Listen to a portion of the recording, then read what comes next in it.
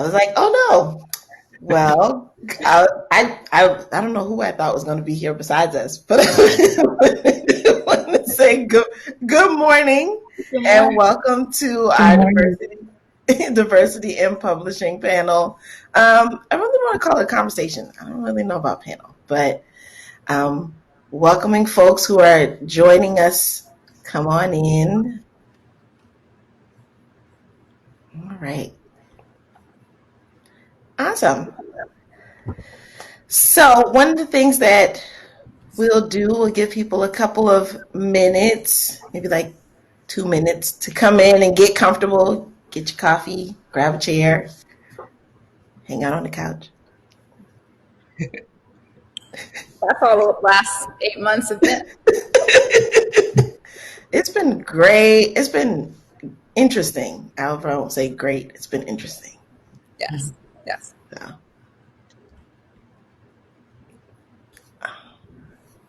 All right. So here we go. All right. So welcome to Diversity in Publishing once again. Hope everybody got snacks and your notebooks and your questions ready. People, I'm out there in the Twitterverse. Like I'm on the Twitterverse. I asked for questions. People didn't see my tweet. But it's okay. You know, maybe people took a break from Twitter. I don't know. But we welcome questions. Please do drop them in our Q&A section. I'll try to keep my eye out for any additional questions. But we want to welcome you. Today we have Kylie, Reid, and Brianna Mcdaniel. Very excited to talk to both of these lovely ladies this morning.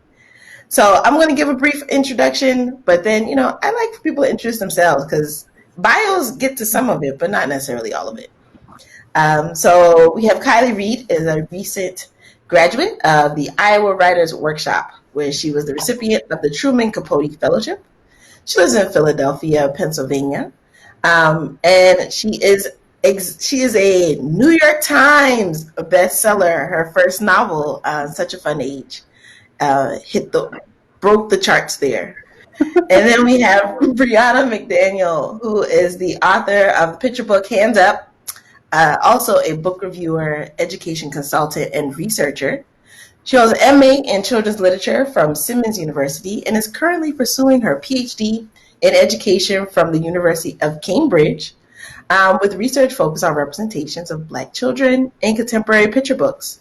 She is also the co-founder of Researchers Exploring Inclusive Youth Literature. I'm going to have to get you to Skype into my class one day, both of you. So with that, I actually want to invite you both to, if you wanted to give us your pronouns, your name, anything really exciting, as well as identities you claim. You know, I think a lot of folks are writers and authors, but you may have other things that you may want us to know about. And what's been keeping you occupied in the pandemic? So I'll turn it over to whoever wants to go first. Brianna, you go first. So I'm Brianna J. McDaniel. She, her, hers are my pronouns. Let's see, I think my favorite job in the whole world, and I have a lot of jobs, but my favorite one right now is being an auntie. So that is definitely something that I lean into. I'm writing a picture book right now called Auntie's Baby. That's focused on my relationship with my nieces and nephews, and just like being really into having time and energy to spend with them. And so I think now that I'm back in Atlanta, which is my hometown, and not across the pond, that's something that's really keeping me energized and connected. So that's something I really lean into. And what's been keeping me preoccupied during the pandemic? My dissertation. Yeah, until that's done, that's my life. There is nothing else. Oh, those days. I'm Kylie. My pronouns are she, her, hers. I think, the biggest thing about me right now is I live in Philadelphia, which I love. I've been here for almost 2 years. And Philadelphia, I kind of found it through the novel. I visited once in 2015 to see a Beyonce concert and listen, she was good. Well, I think she was good. I was so far away. It might not have been her. I really don't know. I loved Philadelphia so much, and I did research here for the novel, and I was like, I think I want to live here. So Philadelphia is a big part of my life right now. Other than writer and storyteller, I do teach, and I am an adjunct professor this semester at Temple University, which is really special to me because my main character in my novel went to Temple as well.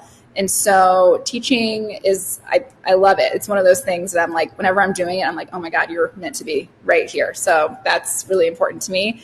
And what's been keeping me busy is novel number 2. Yeah, writing takes a long time. So that's what I'm doing right now. Yeah. Yeah. Well, thank you. I understand. I think writing is like a process that looks really pretty in like Hallmark films when the people are like sitting at the computers and they're like, and they have a pencil in their mouth and like, oh, and then idea appears, and then you're like, no, that's not what it looks like. No, not at all. And so I guess that would be something I want to jump into. Is so tell us about one of your favorite projects you've completed thus far. Oh man, thinking back, Such a Fun Age is my first published novel, but it's not the first one that I wrote. I like to say it's the first good one. And so I feel now, looking back, I got to get out so many bad habits in trash novels. And that's really important to get it all out then. And even though no one was seeing them, I think it's really important. So I'm really glad to have those projects that I hope never see the light of day come back again. So I would say that. And I think this year I had an opportunity to write about my feelings on the election for The Guardian. And I think it's a really interesting place to mix artistry and politics, which for me sometimes is the same thing. And so that was a project I felt strongly about this year. Awesome. Brianna, did you want to jump in? Sure. I think that probably I'm working on a lot of stuff right now. I don't know, like, Kylie, when you talk about how long it takes, I have been writing a middle grade series for like the last 4 years. And it is taking forever. And it's 130 pages is the first book. That's it. It should be able to. Short is so hard though. So hard. And but I think one day last summer I went out to ride my bike. I was living in DC at the time, and I had this idea about a book where two sisters, two little black girls, have there's no delicate way to say this. They have a farting contest. And I just sat down and I just kind of wrote out what I thought this contest would sound like and what it would look like between these two sisters. And it was the most fun that I have had by myself in a long time because I was cracking myself up. I'm hilarious. And so I think that's probably one of my favorite things that I've been writing. I wrote an article called Let the Church Say Amen about being a Black woman in academia, and just kind of pulling on different Southern Black church traditions to find ways to conceptualize what it is to be Black in academia. And so, like, I think those are two of my favorite right now that I'm still reflecting on, thinking through, and kind of thinking about all the time. Thank you. I wanted to backtrack a little bit to when Kylie mentioned that she's been writing for The Guardian and writing with The Guardian. You did an interview with them. And one of the things that you mentioned was that Such a Fun Age, it was really difficult. Like people weren't really like looking for you. So could you tell us a little bit about your journey of like, how'd you catch the attention of editors or? Absolutely. So I think it kind of goes with what you're saying about being a Hallmark writer. Like all of a sudden, like, okay, you ever notice in movies, like someone's friend is always like, oh, I submitted this thing of yours and now you're going to be in, like, never happens. Hello. Just not a thing. For me, I was in graduate school. And when I went to graduate school, I was 30 years old by the time I got in, and I had so many other jobs before that I was like, this is the best. I just get to write and teach and have one part-time job and not like 3. So this is amazing. So they bring in agents to Iowa for you to meet. And at some points I had work to turn in and some I didn't, but I just wanted to meet every single agent that came through there just so I would have a connection with them. And so the first person I met there, I didn't have any pages. I was just like, hi, I'm a writer. I just wanted to meet you. I ended up meeting others, but I wanted to come back to her because I really liked her energy. I sent her my novel. She came back saying, yes, I want to work with you. I had other agents to choose from, but so many will say, I want to change everything. Some will say, I want to change nothing. It's perfect. And she was kind of in the middle. And so I signed with her. She was fantastic. And then we worked on the novel together for about 6 weeks. And then we submitted it to editors then. And then 10 came back and we had the same kind of back and forth interviews. And it was just choosing who I felt had the best vision for the book. So it was all quick. It all happened. We put it on submission and it was sold 10 days later. And I was on an island on a writer's retreat and my phone didn't work. So my agent would call me and be like, okay, here's where we're at right now. And then the phone would cut out. And I was like, I'm gonna, so it was rough, but wonderful. And that's how it happened. Yeah. Awesome. That feeling of like, it's like isolation. It's like, wait a minute, come back, service. So with that, it made me think about one of the questions that I did have was also for Brianna and asking, kind of like, how did you find yourself to we need diverse books? So my journey has kind of been a little bit unorthodox. I actually graduated from undergrad and went to get an MFA and ended up getting a master's degree in children's literature because I fell in love with critical theory.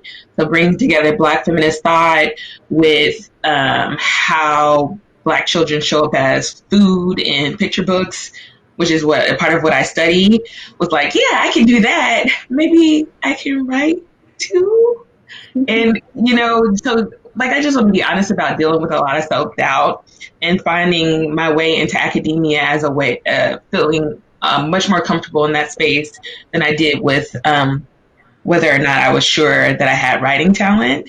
But in that space, I ended up finding a community of folks, particularly my editor. We were in the MA program together, my editor at Penguin, and I was going to a lot of panels, going to a lot of, writing festivals, like the Decatur Book Festival and that sort of thing. And that's where I was starting to meet a lot of authors who were being very nurturing and they were very welcoming about, this idea of me possibly being a writer and that being, kind of a heart song that I could follow. And one of those experiences led me to meet Ellen O, who is the CEO of We Need Diverse Books. And then our relationship continued to grow. And then this opportunity to help build some programs for We Need Diverse Books came in. And because I just can't stop working, even though I'm in grad school, I was like, let me get another job. So now I'm here and excited to be specifically focused on building programming for them around their Black Creatives Fund and focusing on really supporting Black artists as they are coming into an industry that can be hostile, can be really hard to navigate if you don't have the right people kind of showing you the ins and outs. So now I'm here. Well, welcome here. I mean, I think that one of the things that that you are both raising is this idea of thinking about, well, what does it take to move into the publishing world? And so one of the questions that we have is like, where do you think the publishing world is spot on? Right now we're in this wake of, it's about diversity and inclusion and equity. What do you think that the publishing world is nailing? And then what's something that's just like, y'all still need to put in a little bit more work? I mean, I'm torn. I'm really torn on this. Yeah. Because, after the year that we had last year, there was this big move to make sure that diverse works are being heard. And this is my first book, so I am learning as I go. And I feel like as I go, I start realizing the difference between pitches that magazines will send to me when they're really interested in what I did with my book, or when they realized, oh, we only have like 4% Black work in our magazine, and we need to correct that, and we're going to correct that by asking people about Black trauma, because that's the only part of being Black. So I think that when it comes to publishing, the marketing has changed.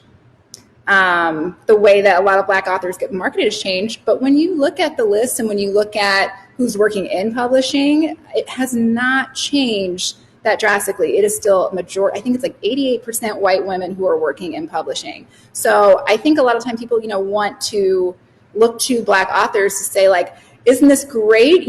Hasn't this given you so much hope? And I think that Black authors are in a rough position, one, to give people hope when they may not have it, and two, to relay information that isn't exactly happening. I'm all about the numbers and the data, and so I'm not really sure if publishing is moving in a direction that is entirely equitable. I'm not sure yet. But yeah, Brianna, I'm curious what you think.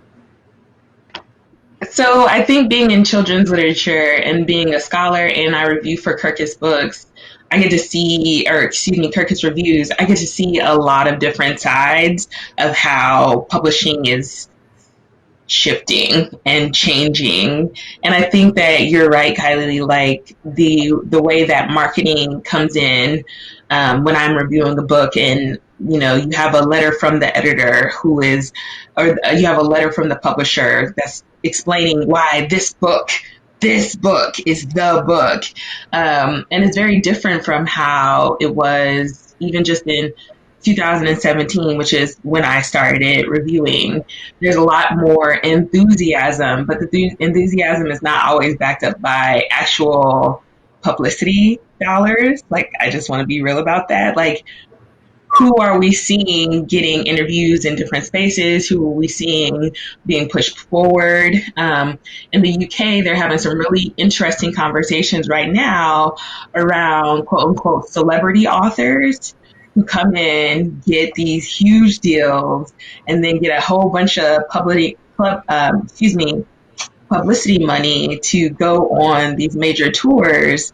And you do have folks who are just as talented, who are just as focused, who are just as connected with their audience and with their work, who are not getting those same opportunities. And honestly, they tend to be, people of color. They tend to be queer folks. They tend to be folks who are disabled, whose stories should be amplified, but just are not getting that much space. I will say that one of my favorite independent publishers is Lee and Low.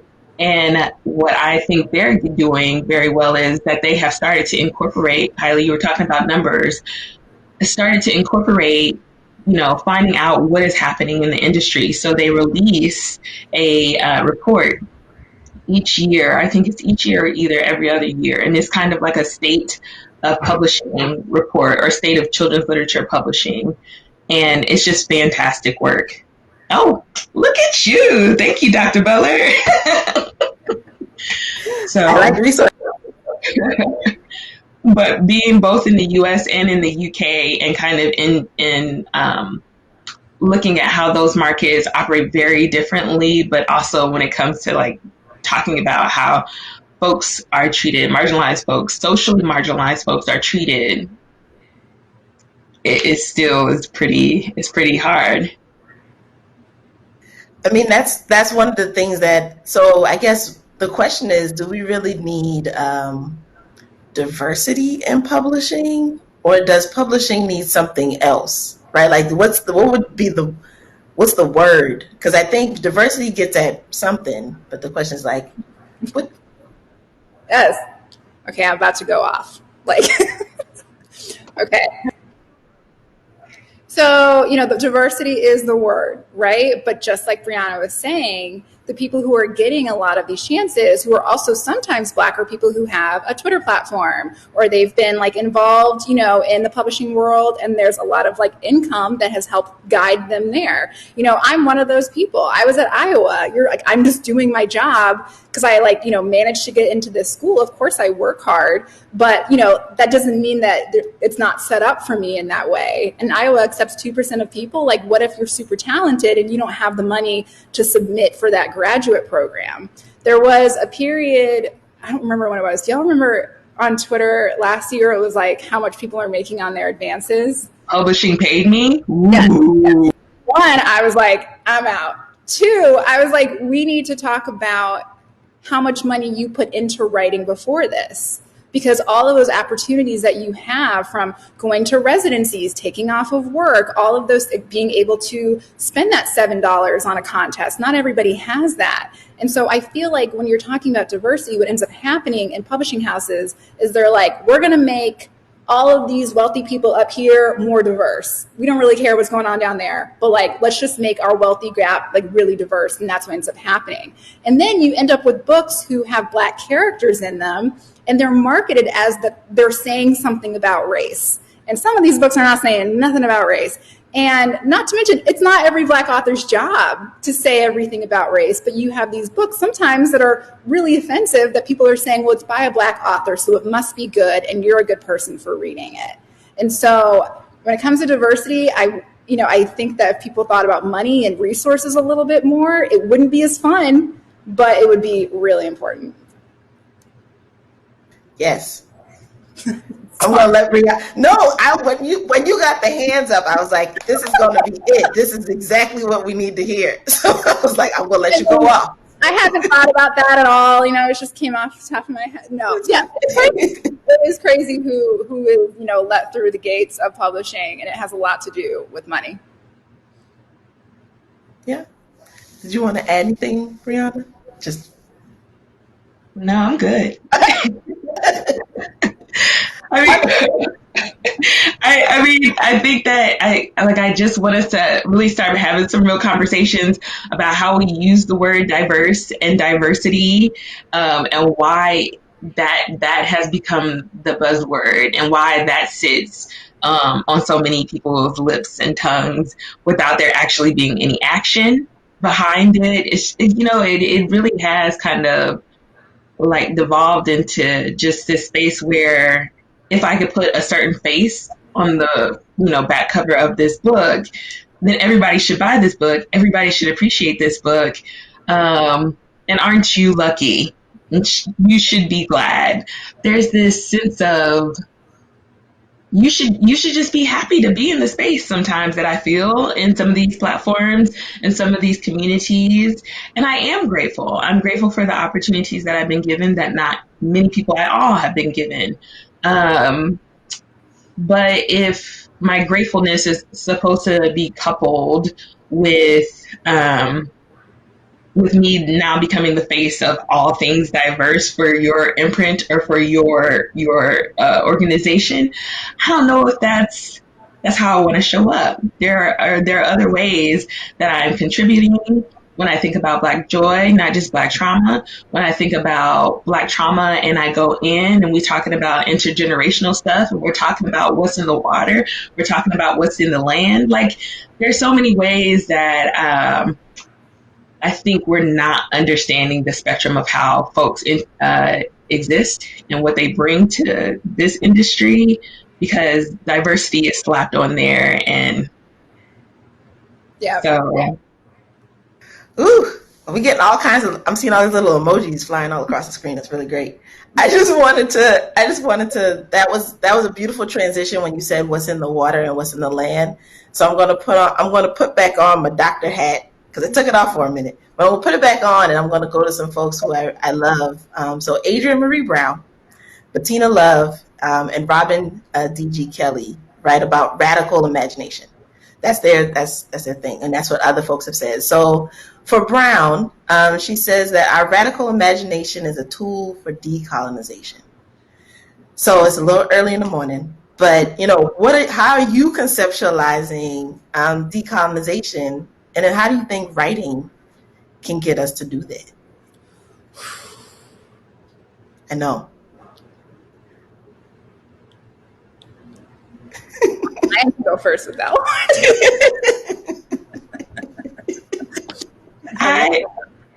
Okay. I think that what I like when I think about radical imagination and I think about sites of resistance, for me, putting on my not quite a doctor's hat, I go to Bell Hooks and think about what she talks about when it comes to the margins and how the margins can be a mainstream for so many people. We think about marginalization as as a bad thing. Nobody wants to be marginalized. Nobody wants to be put in a space where it doesn't feel like they are getting the shine that they deserve. But if we create the margin, or if we imagine the margins as a site of radical resistance where our mainstream becomes the focus, first of all, others will come. Like, do we need to go to Rebecca Walker and talk about Black Cool? Because we can. We can talk about who sets the trends, and we can talk about, how people enter into different spaces. But I think a lot about the margins as a site of radical resistance. And that's for me where decolonization starts, is I have to start thinking about this idea of a universal mainstream where whiteness is presented as normative, as the only option. And I have to start thinking about like what exists when I create the world for myself. And that's where my decolonization comes from, or starts. Personally, and I know that there's huge movements in different, universities around the world that has more concrete opportunities. But for me, that's where I feel like what she said.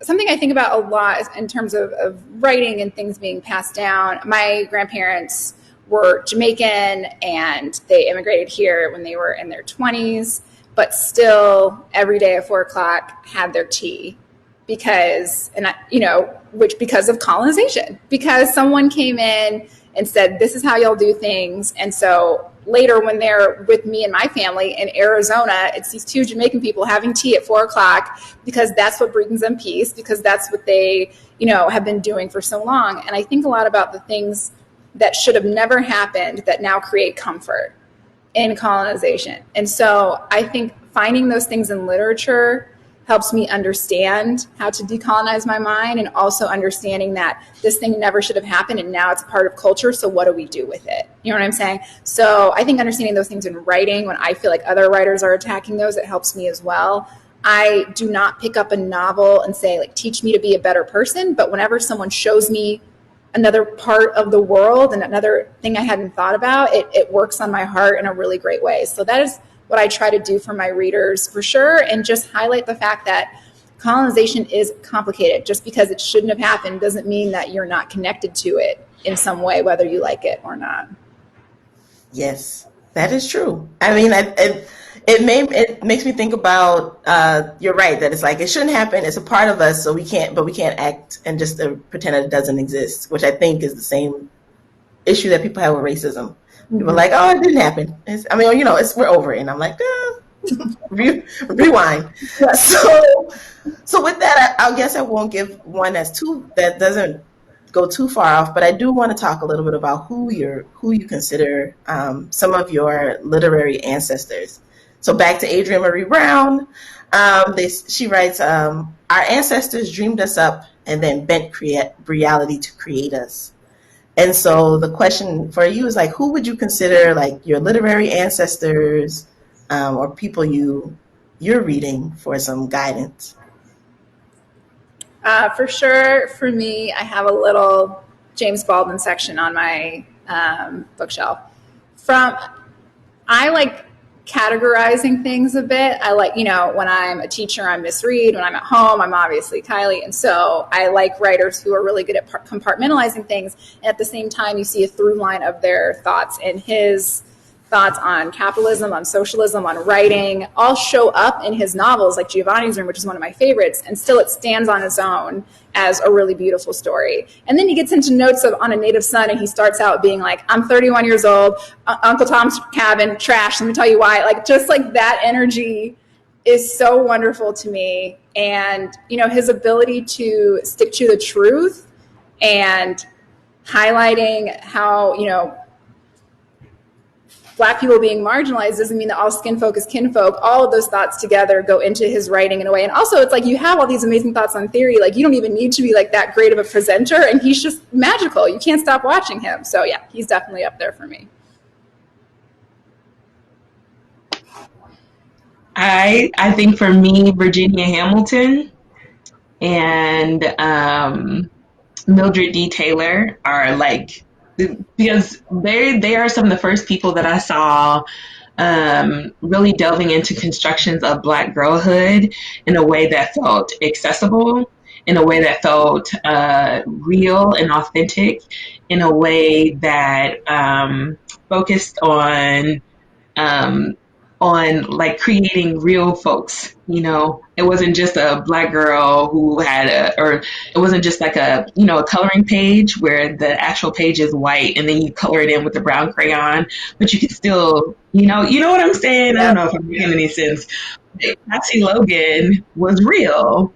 The characters or the people, the folks that Virginia Hamilton brought out when she was writing about folk tales and writing about the impact of African American literacy and literature. It just opened up my heart, and I see Virginia Hamilton like, and maybe I need to calm down a little bit, because I don't know. That might not be real. Like I'm not putting myself, in a specific type of company, right. But she is a huge inspiration for me because she's a theorist as well as an author, and I just love the idea of folks not feeling like they have to do one thing, that they have to sit in one space, that this is the wall or this is the room that has been created for you. And again, this idea of gratefulness, just be glad that you got it. I don't have to do that. Virginia Hamilton showed me that I don't have to do that. So I'm not going to do that. So that's good. I mean, I think I guess one of the thing is I like that both of you brought up people that I think we sometimes forget. I think Baldwin, we hear about it, but people haven't really read Baldwin. I really don't think they have. I think folks pick up Baldwin, they might have picked up a book, and they're like, oh, this is a real nice quote. I'm like, no, go back and reread. Go listen to his conversations with Audre Lorde. Like, go sit down with Baldwin for a while. But then also Virginia Hamilton, I was like, I don't think, I actually have, because she did The People Who Could Fly. I feel like I have that collection, and just thinking about, like, we don't sit with these authors, and I think that that's really important. Yesterday's panel, Ruth Rambo brought up that reading is a discipline. Like, there's a discipline to it, and I don't think we do that as much anymore. To sit down and really sit with books is really important, and sit with authors. And so think about who our literary ancestors are. And so with that, my one question, because I have some questions from the audience too, but I have a question really think about what is your responsibility. I think you might have said it as an author who actually now has, we always have a platform, but think about what is your responsibility as an author who finally caught the attention of publishers and is really trying to challenge that space. What do you see? I'll go for this one. Yes. So on the page, what's become so important, lessons that I've taken from my thesis advisors in school, is it sounds very high, like trite, but like, to tell the truth.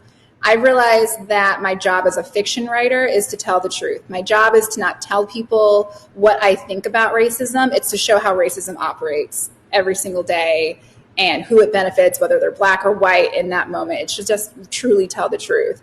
But I do think in the publishing world, it's interesting, and I have complicated relationships around this, because I remember, when I came to New York for my first marketing meeting, I was meeting my team. I was so excited, but I also knew, like, I'm about to walk into a room that I think there was like 14 people in there, and 2 of them are women of color. There's no Black women in there. And so on my way over there, I'm making all my notes succinct and saying, okay, like, how are we going to make sure that this gets into the hands of Black people? And so I'm like, okay, I want to launch at a Black place. I want to partner with Black businesses. I want to make sure when we do the paperback, there's like HBC rollout, all those things.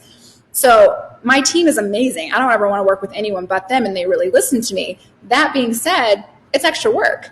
White writers are probably writing their next book when I'm trying to make sure that this one gets into the proper hands. And so on one end, that makes me feel sad. On the other end, that's work that I want to do and make sure that my work gets into the proper hands, and so that Black women can read this and say, like, oh, I can do this, and then they do it as well. There were other little funny moments in publishing that still leave me with some questions.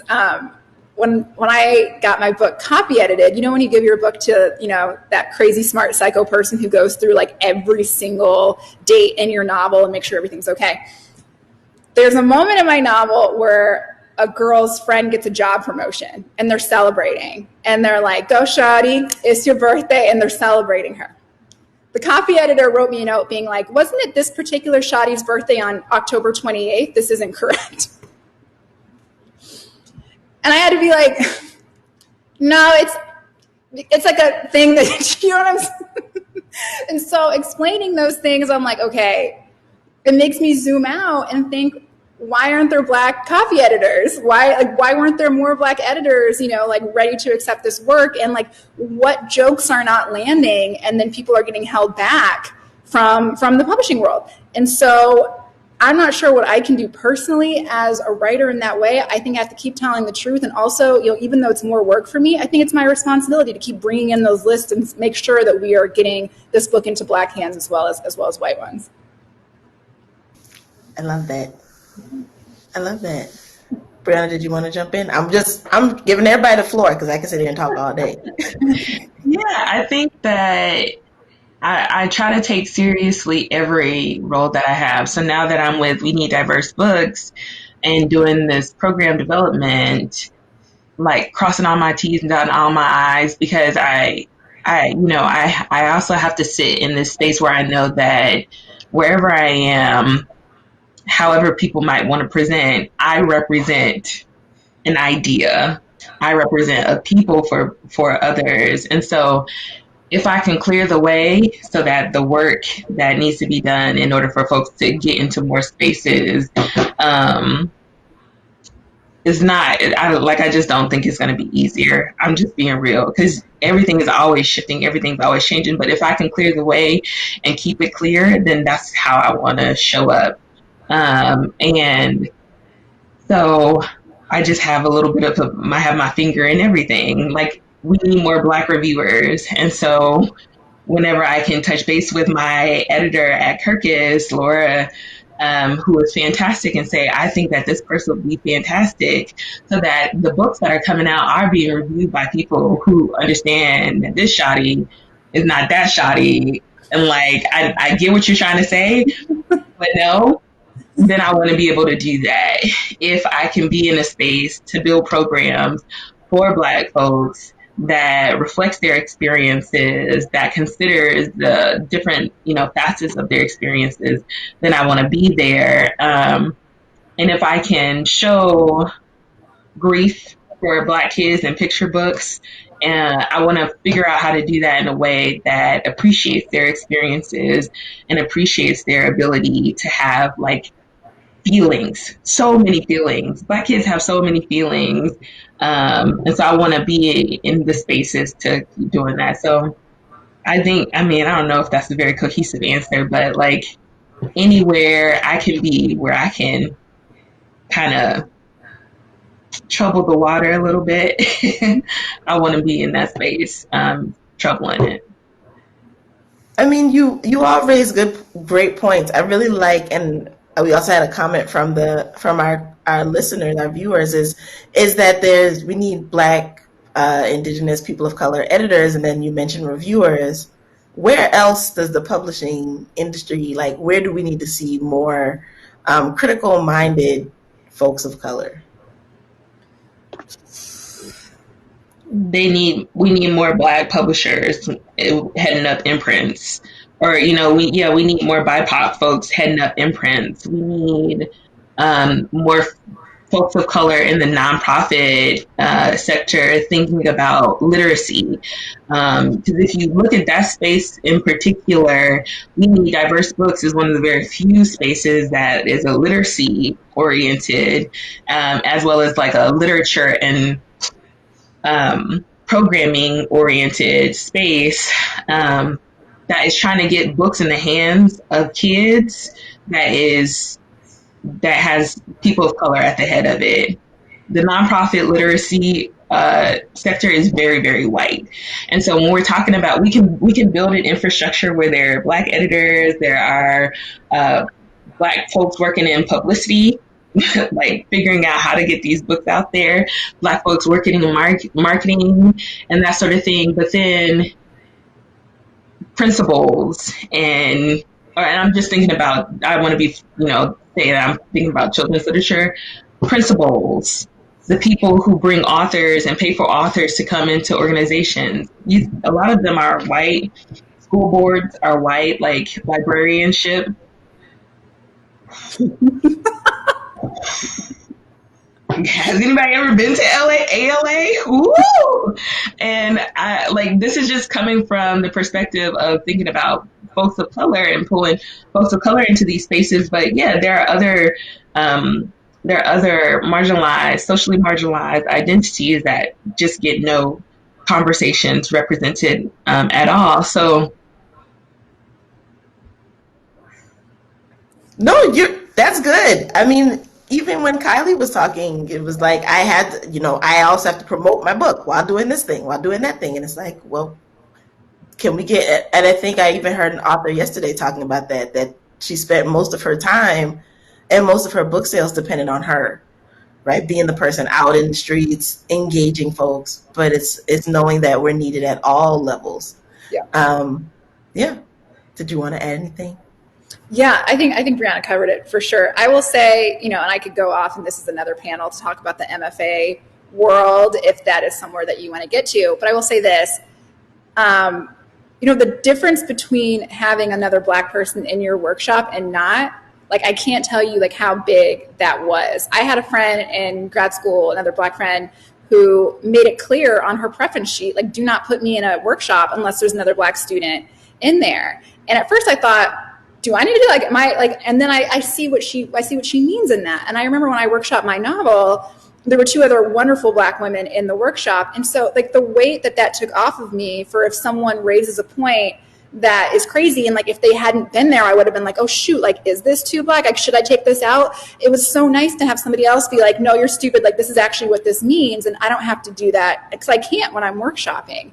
And so what happens there is, you want to make sure that you have other Black people in your workshop so you're not the only one fighting for your work and also fighting for somebody else's work as well. But then if you have teachers who are known for being racist, Black people are not going to take them. And then in that workshop, there will be no Black people. And then when other students have Black people in their writing, there's no one to say, hey, just so you know, this is how that comes across, and it's just a huge cycle. And then someone publishes a book and they're but I had 50 people read it. I thought it was okay. Okay, well, who did you have read it? You know what I'm saying? So I obviously don't run an MFA program. I don't know how that's done, but I do know that when I applied to the MFA programs the second year around, I applied to 16 schools. I think I spent $800, and I was working at a coffee shop for $8.50 an hour. It was expensive, and not a lot of Black people have the funds to do that. So I think, as I said before, it has to do with money, but the people who are in your workshop, in your program, are really dictating what you think about your work and ultimately what gets published. So what I'm saying is there need to be more than one Black person in every workshop. That's good. I mean, I've heard a lot about, and I think I listened to a podcast where there were some authors talking about MFA programs, and they're I had to leave mine. It was MFA so white, right? I had to leave it. It didn't look, the people didn't look like me. I remember being a creative writer, and I tell the story a little bit. I'm not published, and that's in the creative world, but I've published, and some of the things that I remember writing post Katrina was really, I didn't want to talk about trauma, but I had to process it. And I remember getting a paperback. I turned it in to a creative writing class, and the professor gave me a B I'm like, I was like, you do know I'm talking about something I just went through, but my experience gets a B minus. Like I don't understand how do we do this work? And so I think it's also helping educators um, understand. Like I don't really know how you grade. I know how you assess, but I don't really know how you grade someone's experience. How do you talk about that? So I think that's also part of it is opening up our imaginations more to think about how do we let people in who have stories to tell. Um, yeah, that's a whole ball. That's a whole thing. But we do have a question, and I welcome all questions from the audience. But we do have a question here that's for both of you. So the first one's for Kylie. Do you think you would have had the same opportunity? Thinking about your publishing and some of your experiences without your agent. No, ma'am. I mean,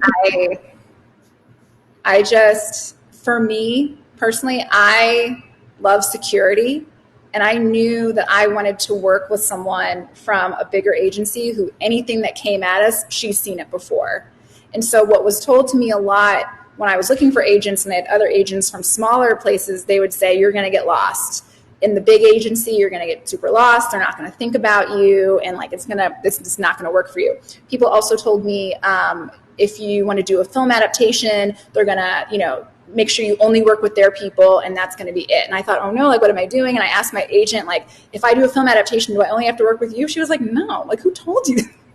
And that's not what ended up happening, like, at all. So I feel like having an agent, like just having somebody have my back was incredible. And also having someone read my work who still reads my work when I'm working on it, just having somebody else was really wonderful.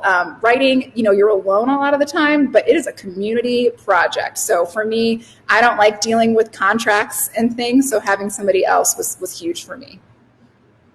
You mentioned film adaptation. I like how you just was going to slide past that. Is there something that we'd like to know about a film adaptation?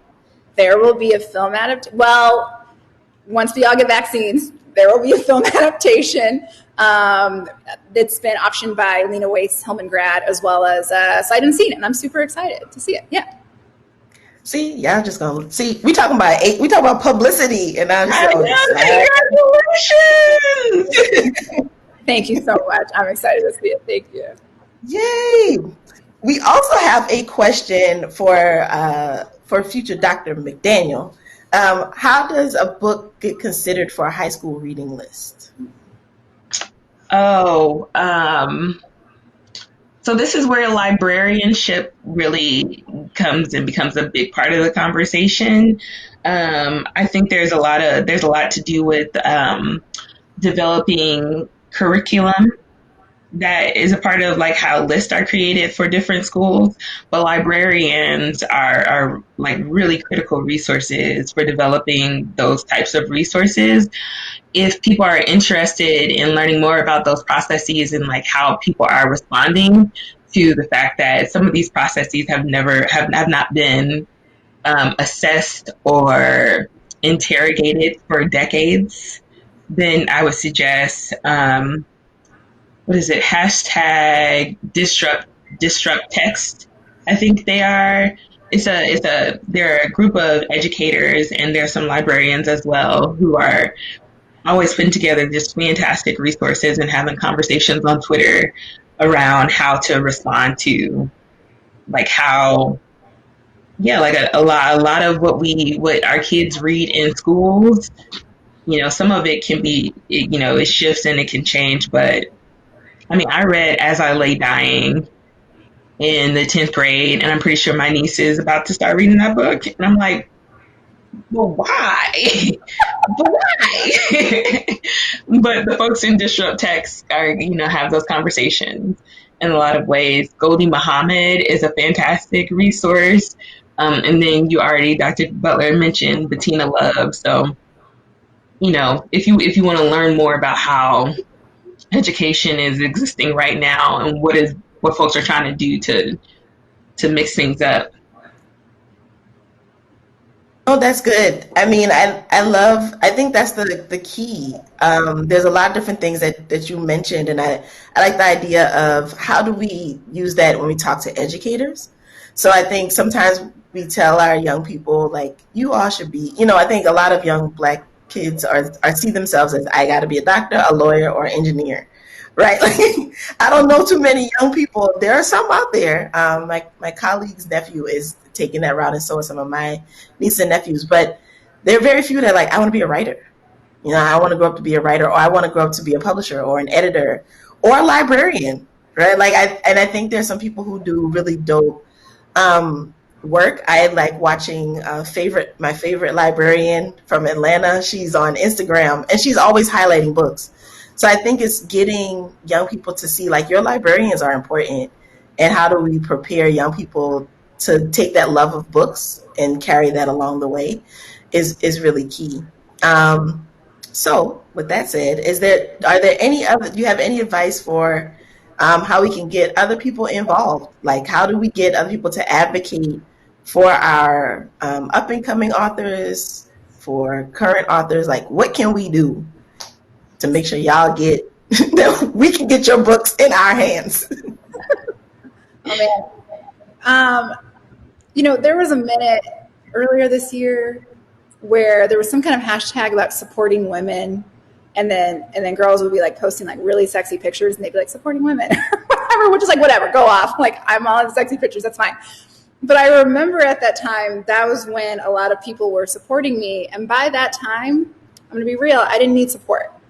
I needed support way back when I was like, can you please read my short story? Can you please, you know what I mean? Like, little things that, like, I feel like it's very easy to highlight Black authors who were doing well and be like, I did it. And it's like, they've gone under that door. Your job is to pull people back a little bit. So I think it's looking at, not just buying like the most popular Black authors is really what we need. It's going into and doing, harder work and saying like, okay, like, well, what are some really great literary magazines, and how many Black authors are they publishing, and going to places that aren't super popular, and also taking a chance on people sometimes. So I think it's not just sticking in that top realm and going a little bit deeper.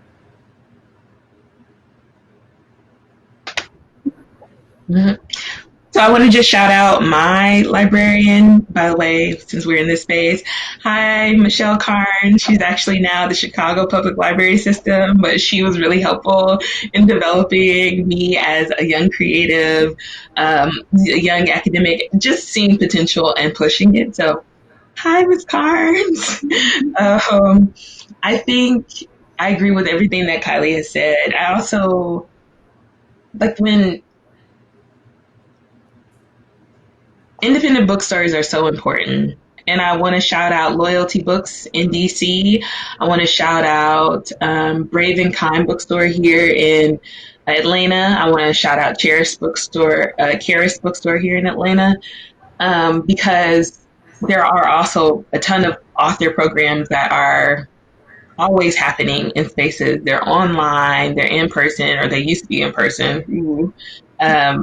But having people in those spaces, having folks buying books, ordering books from independent bookstores is critical. It's important to keep that kind of ecosystem running, where these are spaces where folks can kind of have some time and some opportunities to connect with authors. We can learn more about our audience and our readers, and like support independent bookstores is, Yes. and their programming is going to be always one of the things that I'm going. I like that. I think so we have one last question from the audience. I'm trying to figure out how to make it a two-part question.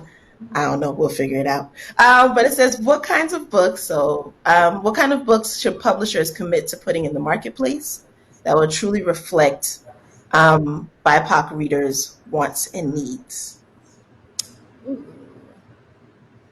I'm just being selfish here and saying that I just like seeing real people. Like, when I think of real people who talk in real ways, who have real jobs, you're a dental hygienist, you're a grad student, you're working at, Blick Art Store, you're working at Costco. Like, I think that whenever I read books and I feel like people are working in, the Starbucks in their Target, it just pops out to me in a way that seems different. And also like glorifying normalness. I'm all about Black girl averageness because that is where I operate from for most of my days. And I think that staying away from showing Black people in extremely marginalized low-income places or extremely high power situations, I don't think that's doing anything for the way that most people live and when they want to see themselves in a novel. So for me, sometimes I get on with, really highly elevated literature. Like I love The Secret History, like James Black, great. But sometimes I think in your canon, you need to have regular people for BIPOC to connect with. And so that's not just white audiences. Like how many books, like I'm like, anybody at all? Like if you have a book based in Chicago and you don't have any Black people in it, like what's going on? And there are a lot. And so I think that there needs to be a reality section for many people to connect with, for sure. Yeah. I mean, I agree. When you said that, I thought about Savannah Shangay writes about Black Girl Ordinary, and I was like, I think that's something we need more. Like, I like a real basic, what you doing over there? I think those like, I just need that. I need somebody who is like, well, how would you handle this? Yes. Did you want to add, Brianna? Do you want anything? Okay. So actually I do have one question, and this is we have a dynamic author in the feed, and she's asking, do we have some suggestions on how to market when you ain't got no money or very little monies? Ooh. I would say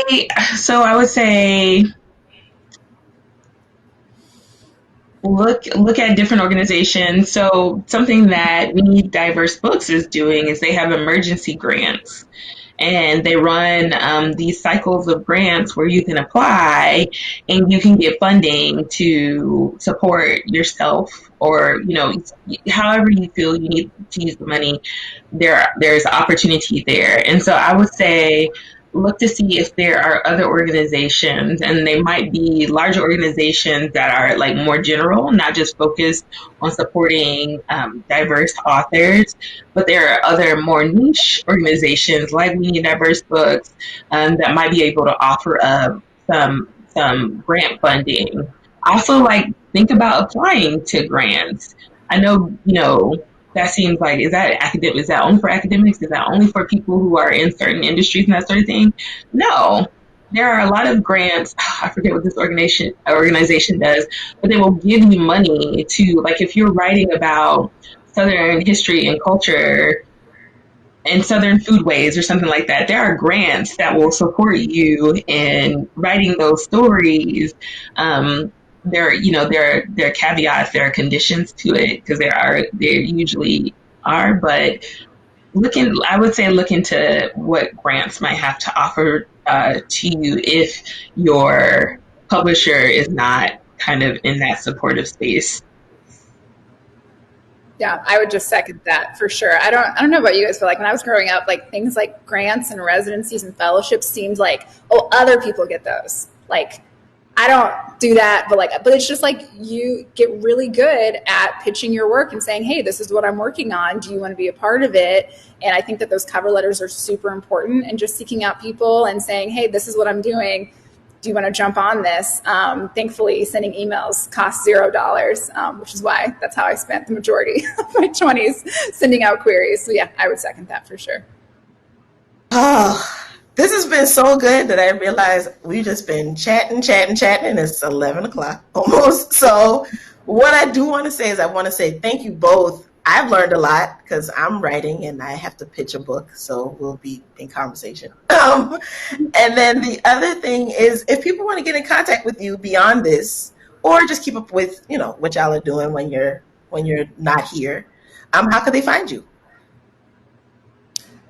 Okay, so I am on Instagram and Twitter, but I'm also not, because I'm writing the second novel. So I try really, really hard to not be there. But I drop in and out, but just pretend like I'm not here for a little bit, and I'll come back with a novel. I promise. We'll just hang out. We'll just, lurk. That's fine. For me, you can find me on Instagram at BreMacBooks, but again, I am writing my dissertation, so I'm there, but I'm not there.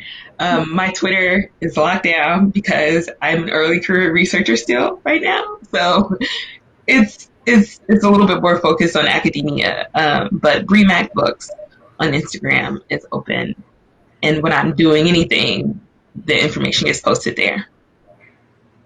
Awesome. Well, we want to keep you both encouraged during this time. I like you're both working on very dynamic pieces. I know I can't even imagine. So like I want to wish you both good luck.